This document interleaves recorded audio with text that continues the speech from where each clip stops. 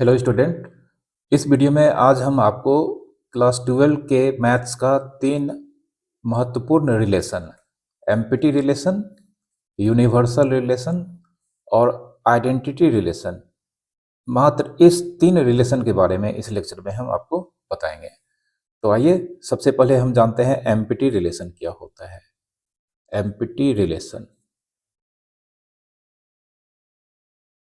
तो empty relation सबसे पहले एक सेट से उसी सेट में डिफाइंड होता है। कहने का मतलब यह रिलेशन इन सेल्फ होता है। तो रिलेशन इन सेल्फ जानते हैं क्या होता है कि अगर कोई भी रिलेशन एक सेट से खुद उसी सेट में अगर डिफाइंड होता है तो उस रिलेशन को हम रिलेशन इन सेल्फ कहते हैं। ठीक है, तो it is relation in self, it is relation in self, ये आपको याद रखना है। सबसे पहला कंडीशन है कि कोई भी एम्पिटी या वॉइड रिलेशन, एम्पिटी रिलेशन को वॉइड रिलेशन के नाम से भी जाना जाता है। तो एम्पिटी रिलेशन हमेशा सेल्फ में होगा। ठीक है, तो अब इसका डेफिनेशन है, इफ मान लेते हैं एक रिलेशन है जिसका नाम आर है। If R is a relation on set A, ठीक है, तो यहां पर रिलेशन ऑन ए, इसका मतलब हुआ कि यहाँ पर रिलेशन सेट ए से सेट ए में है। जब भी आपको बुक में या किसी भी क्वेश्चन में इस तरह का सेंटेंस लिखा हुआ दिखा मिल जाए, रिलेशन ऑन ए या रिलेशन ऑन बी, तो वहां पर समझ जाना है कि रिलेशन सेल्फ में है और जिस सेट का जिक्र किया गया है रिलेशन हमेशा वहां पर उस सेट से उसी सेट में होगा। तो यहाँ पर रिलेशन ऑन ए का मतलब हो गया कि रिलेशन सेट ए से सेट ए में है। और यहाँ पर एक रिलेशन है सेट ए से ए में जिसका नाम आर है। तो अगर यहाँ पर रिलेशन सेट ए से सेट ए में है तो इसे एम्पिटी रिलेशन, ठीक है, इसे एम्पिटी रिलेशन या वॉइड रिलेशन होने के लिए जो कंडीशन है सच डेट आर, रिलेशन आर की वैल्यू एम्पिटी सेट के इक्वल होना चाहिए। ठीक है, और एम्पिटी सेट को हम लोग जानते हैं, ये सिंबल जिसे फाई कहा जाता है, इस सिंबल से डिनोट किया जाता है। ठीक है, तो जब आर की वैल्यू एम्पिटी सेट होगी तो उस कंडीशन में उस रिलेशन को एम्प्टी या वॉइड रिलेशन कहा जाता है। ठीक है, तो यहाँ पर एक एग्जांपल हम लेते हैं जिसमें एक सेट यहाँ पर दिया गया है। मान लेते हैं इसमें एलिमेंट्स है 1 2 3 4 5 और R is a relation on A, R is a relation on set ए, यह यहाँ पर डिफाइंड है। और इस आर रिलेशन का डिस्क्रिप्शन कुछ इस तरह से है, इसमें एवरी एलिमेंट ऑर्डर पेयर होगा, जो कि आप जानते हैं कि किसी भी रिलेशन में जो एलिमेंट्स होता है वह हमेशा ऑर्डर पेयर होता है। अब यहाँ पर ए और बी, ये दो एंट्री के बीच यहाँ पर कंडीशन है कि ए और बी का सम लेस देन जीरो, मतलब निगेटिव होना चाहिए। ठीक है, और हम जानते हैं यहाँ पर रिलेशन सेट ए से सेट ए में है, तो यहाँ पर ये दोनों ही एंट्रीज ऑर्डर पेयर के इनसाइड सेट ए से इसका वैल्यू लिया जाएगा। ठीक है, तो हम यहाँ पर इस रिलेशन आर की वैल्यू फाइंड करते हैं। यहाँ पर आर हम देख चुके हैं, यहाँ पर सेट ए में सारे के सारे जो नंबर्स हैं ये पॉजिटिव हैं। और यहाँ पर रिलेशन आर के इनसाइड कंडीशन है कि दोनों एंट्रीज जो ऑर्डर पेयर में है इन दोनों का सम लेस देन जीरो होना चाहिए।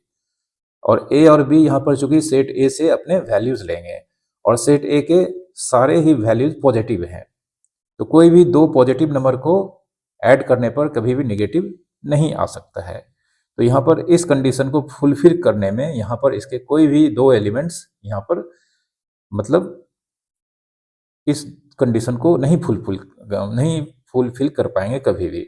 ठीक है, तो इस तरह से यहाँ पर इस रिलेशन के इनसाइड हमें एक भी एलिमेंट नहीं मिलेगा, जिस वजह से यहाँ पर यह रिलेशन का वैल्यू एम्प्टी सेट के बराबर आया है।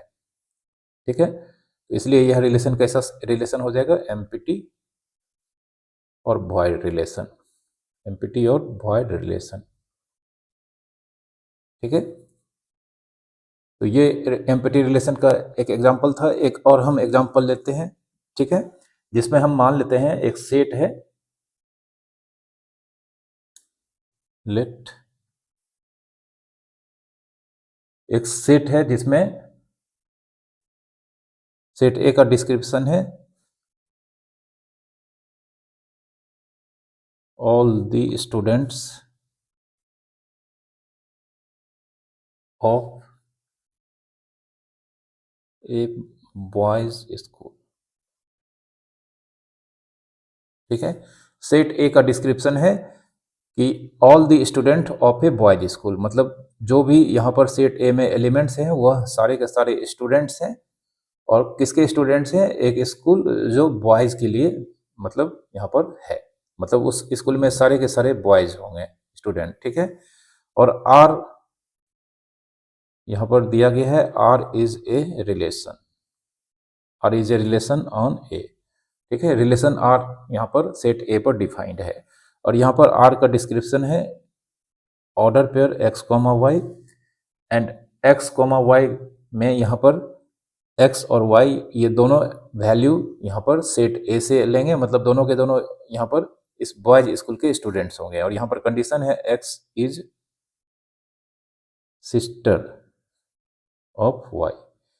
ठीक है, यहाँ पर ये दोनों ही एंट्रीज जो कि इस रिलेशन में ऑर्डर पेयर में है, इसके बीच यहाँ पर रिलेशन है कि एक्स वाई का सिस्टर होना चाहिए। ठीक है, तो हम इस रिलेशन की वैल्यू फाइंड करते हैं, तो देयरफॉर आर, हम जानते हैं कि यहाँ पर जो एक्स और वाई है ये स्टूडेंट्स हैं, और स्टूडेंट्स में भी इसका जो मतलब मतलब इसका जो जेंडर है वह बॉय है।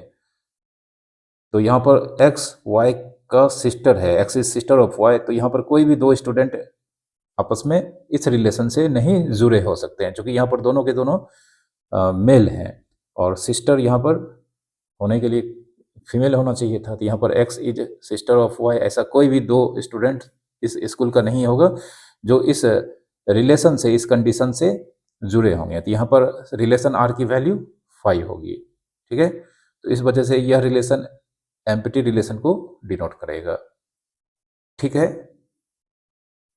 अब यूनिवर्सल रिलेशन क्या होता है? यूनिवर्सल रिलेशन,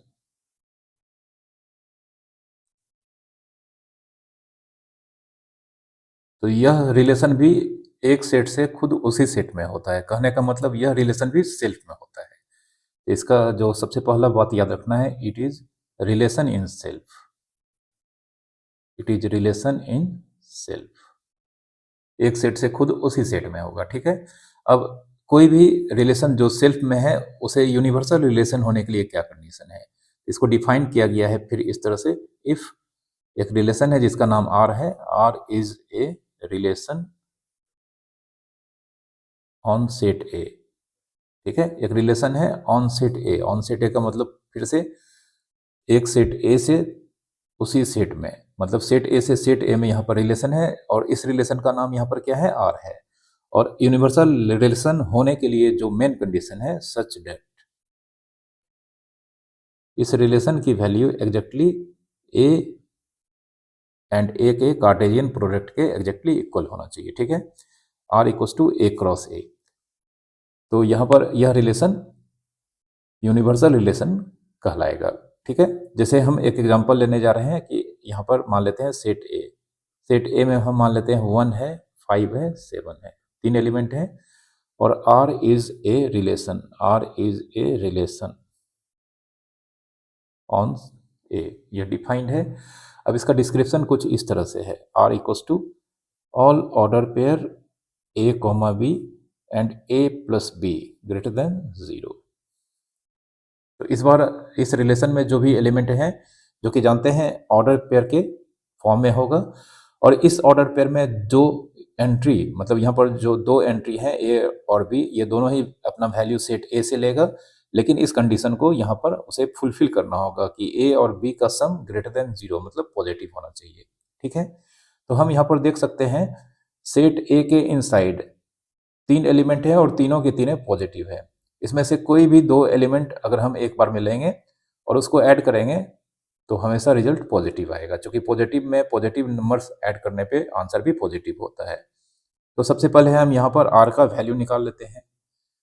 ठीक है, तो यहाँ पर हम 1 सेट ए का एलिमेंट, मतलब ए का वैल्यू 1 लेते हैं और बी का वैल्यू 1 लेते हैं, तो 1 और 1 को जोड़ने पर पॉजिटिव आएगा। तो ऑर्डर पेयर 1,1, फिर ऑर्डर पेयर 1,5, चूंकि 1 और 5 दोनों ही ए और बी का वैल्यू है, सेट ए से लिया गया है, और दोनों को ऐड करने पर पॉजिटिव ही आएगा। फिर 1 का 7 के साथ ऑर्डर पेयर बनाएंगे तब भी ये दोनों को ऐड करने पर पॉजिटिव होगा।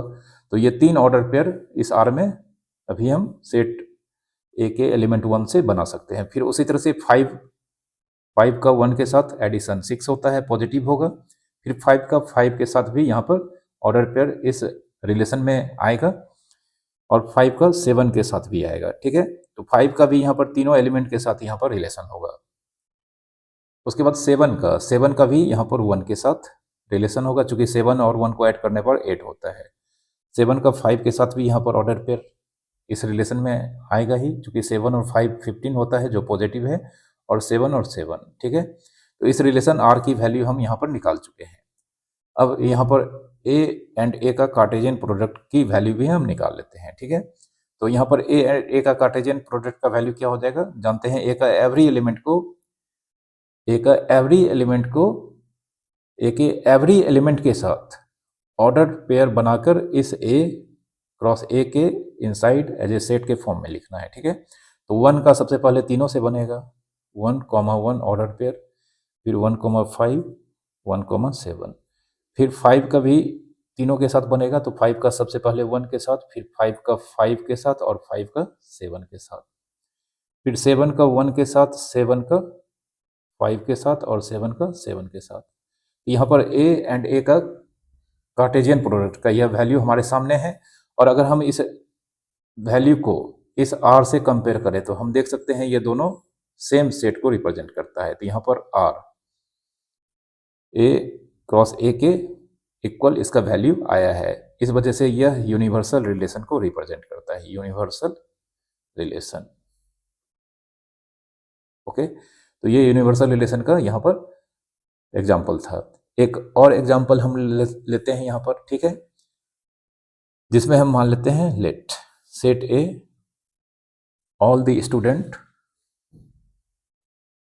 all the students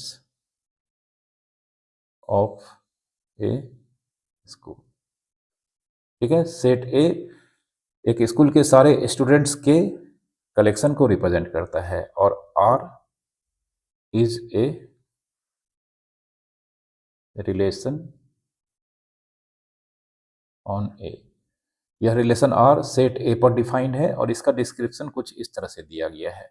इसमें जो भी एलिमेंट है order pair x comma y है, ठीक है। और यहाँ पर दिया गया है कि एक्स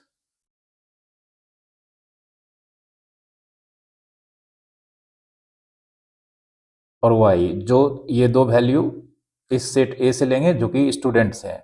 यहाँ पर दिया गया है द डिफरेंस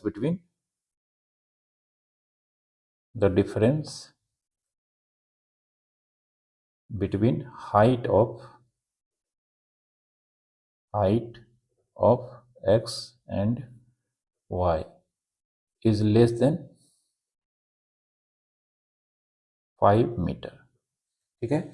यहाँ पर एक मतलब इस रिलेशन के अंदर यहाँ पर जो भी order pair x comma y होंगे एज एन एलिमेंट, वहाँ पर एक्स और वाई के बीच यह रिलेशन है कि the difference between the height of x and y is less than 5 metre. मतलब दो स्टूडेंट्स जो हम सेलेक्ट करके लेंगे इस रिलेशन के इनसाइड, उसमें दोनों में से दोनों का हाइट का डिफरेंस 5 मीटर से लेस होना चाहिए। हम जानते हैं यहाँ पर कि कोई भी दो आदमी जो कि इस स्टूडेंट मतलब इस स्कूल का ही नहीं, इस धरती पर कोई भी दो आदमी हो, उसके हाइट का अगर डिफरेंस निकालेंगे तो हमेशा 5 मीटर, चूंकि 5 मीटर एक बहुत बड़ा लेंथ होता है, 5 मीटर से हमेशा कम ही होगा। क्योंकि कोई भी आदमी मान लेते हैं अगर एक 8 फीट का भी है और एक मान लेते हैं 1 फीट का भी है, तो अगर 8 फीट में हम 1 फीट को घटाते हैं तो 7 फीट आता है, जो कि 5 मीटर से बहुत ही छोटा है। मतलब 5 मीटर के लेस में वह वैल्यू आता है, ठीक है। तो यहाँ पर हम इसे लिख सकते हैं फॉर, यहाँ पर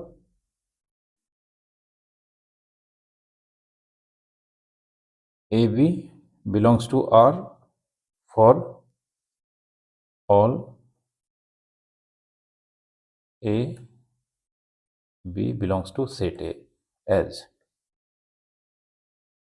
difference of height of A and b is always less than 5 metre. ठीक है, यहां पर कोई भी दो ए और बी अगर सेट ए से वैल्यू लिया गया है, मतलब दो स्टूडेंट्स लिया गया है और यह students order pair a comma b बनाकर उस रिलेशन में होगा। क्यों होगा? क्योंकि यहाँ पर अगर हम ए और बी के हाइट में डिफरेंस फाइंड करेंगे तो यह हमेशा 5 मीटर आएगा। ठीक है, 5 मीटर से हमेशा लेस ही होगा। 2 पर्सन चाहे स्कूल में हो चाहे धरती पर कहीं पर भी हो, उसके हाइट का डिफरेंस हमेशा 5 मीटर से लेस ही आएगा। ठीक है, तो देयरफॉर यहां पर हम कह सकते हैं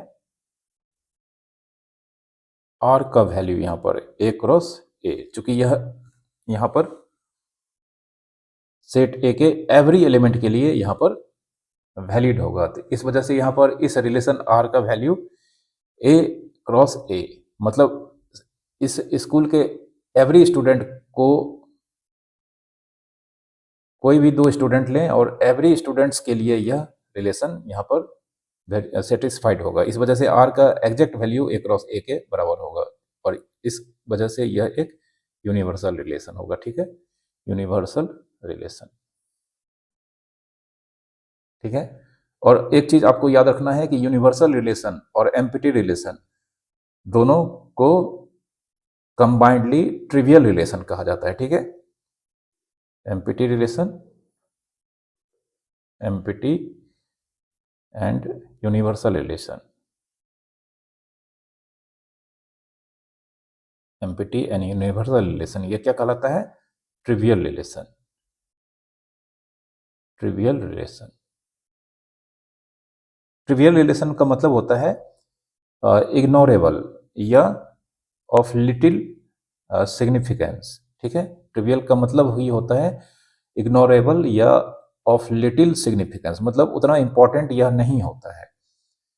ठीक है, इसका इतना मतलब महत्व नहीं है मैथमेटिक्स में स्टडी में इस दोनों का। ठीक है, लेकिन इस चैप्टर में क्लास 12 के इस चैप्टर में जो रिलेशन एंड फंक्शन का है उसमें इन दोनों का बहुत ही ज़्यादा योगदान है, बहुत ही ज़्यादा यूज होता है। ठीक है, कहने के लिए ट्रिवियल एक वर्ड है जिसका मतलब होता है नॉट सिग्निफिकेंट या इग्नोरेबल कह सकते हैं, लेकिन यहाँ पर इसका बहुत ही ज़्यादा क्लास 12 के रिलेशन के चैप्टर में इसका बहुत ही ज़्यादा यूज होता है।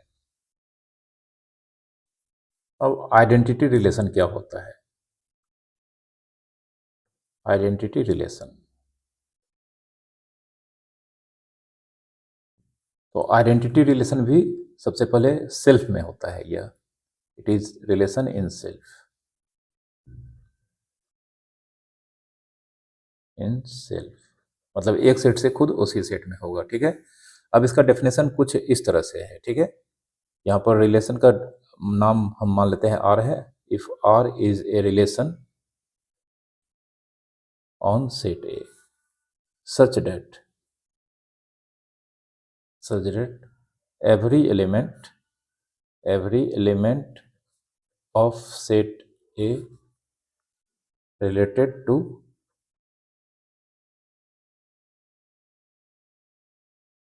itself only।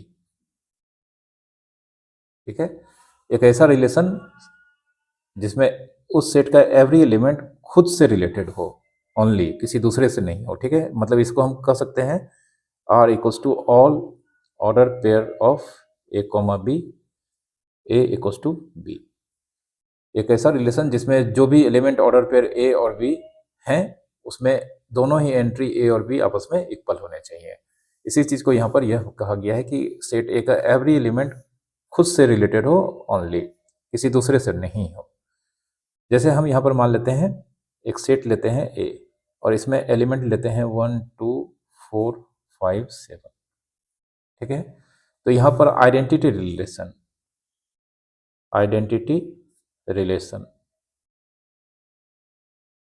ऑन सेट ए, इसके लिए मैथमेटिक्स में सिंबल फिक्स किया गया है।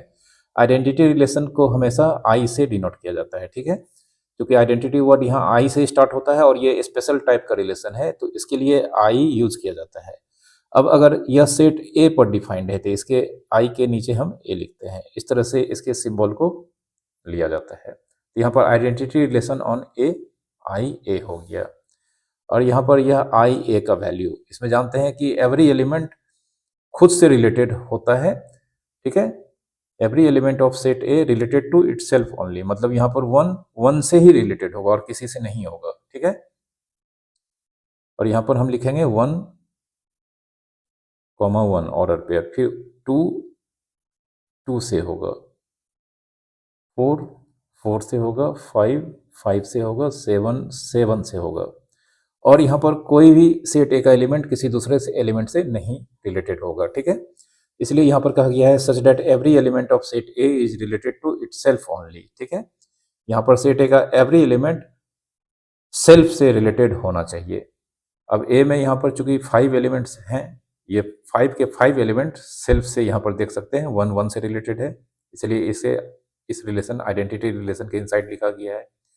इसी तरह से 2, 2 से रिलेटेड है, 4, 4 से रिलेटेड है, 5, 5 से रिलेटेड है और 7, 7 से रिलेटेड है, ठीक है। तो अगर हम आपको बोलें आई एन इसका आंसर लिखने के लिए, तो आई का मतलब हो गया आइडेंटिटी रिलेशन और एन मतलब identity relation in natural number. तो इसका कुछ एलिमेंट्स इस तरह से हम लिख सकते हैं 1, 1 order pair, 2, 2 order pair, 3, 3 order pair, और इस तरह से इसमें इन्फिनाइट एलिमेंट्स हैं, इसलिए हम यहाँ पर कॉमा लिखकर 3 डॉट यूज कर रहे हैं। मतलब आगे यह 4, 4, 5, 5 ऑर्डर पेयर से लेकर इसमें इन्फिनाइट एलिमेंट होंगे। उसी तरह से अगर हम आई डब्ल्यू लिखना चाहें और इसका वैल्यू मालूम करना चाहें, तो 0 जानते हैं होल नंबर में सबसे पहला एलिमेंट होता है, तो इसका ऑर्डर पेयर का पहला मतलब इसमें जो पहला एलिमेंट होगा ऑर्डर पेयर 0, 0, उसके बाद 1, 1 होगा, फिर 2, 2 होगा, ठीक है। उसी तरह से अगर हम आई जेड मतलब आइडेंटिटी रिलेशन ऑन जेड लिखना चाहें, तो कुछ इस तरह से तीन डॉट से स्टार्ट करेंगे, -3, -3, -2, -2, -1, -1, फिर 0, 0, 1, 1, 2, 2, 3, 3, और ये आगे भी इसके 3 डॉट होंगे, ठीक है। तो बस इस सिंबल से ही हम इसकी वैल्यू यहाँ पर निकाल सकते हैं, क्योंकि ये बहुत ही स्पेशल टाइप या स्पेसिफिक रिलेशन है, ओके। तो ये आइडेंटिटी रिलेशन का कॉन्सेप्ट था, ठीक है। तो इस लेक्चर में हमने आपको 3 महत्वपूर्ण relation, empty relation, universal relation और आइडेंटिटी रिलेशन के बारे में बताया है। आप इन तीनों के कॉन्सेप्ट्स को अच्छे से देख लें। सिर्फ इस वीडियो में मात्र इस 3 मतलब रिलेशन के टाइप्स को ही बताया गया है। बहुत छोटा सा लेक्चर है, आप इसको अच्छे से देखकर इन तीनों के मतलब जो डेफिनेशन है या जो भी कॉन्सेप्ट्स हैं आप इसको याद रखें, ताकि आप इसको रिफ्लेक्सिव रिलेशन जो आगे यहाँ पर क्लास 12 के मैथ्स में रिलेशंस के टाइप में है उसमें ये इसके कॉन्सेप्ट्स यूज होते हैं, ठीक है। तो वीडियो अगर पसंद आया तो आप इसे लाइक कर दें और शेयर कर दें, और चैनल को आप कृपया जरूर सब्सक्राइब कर लें। Thank you very much for watching.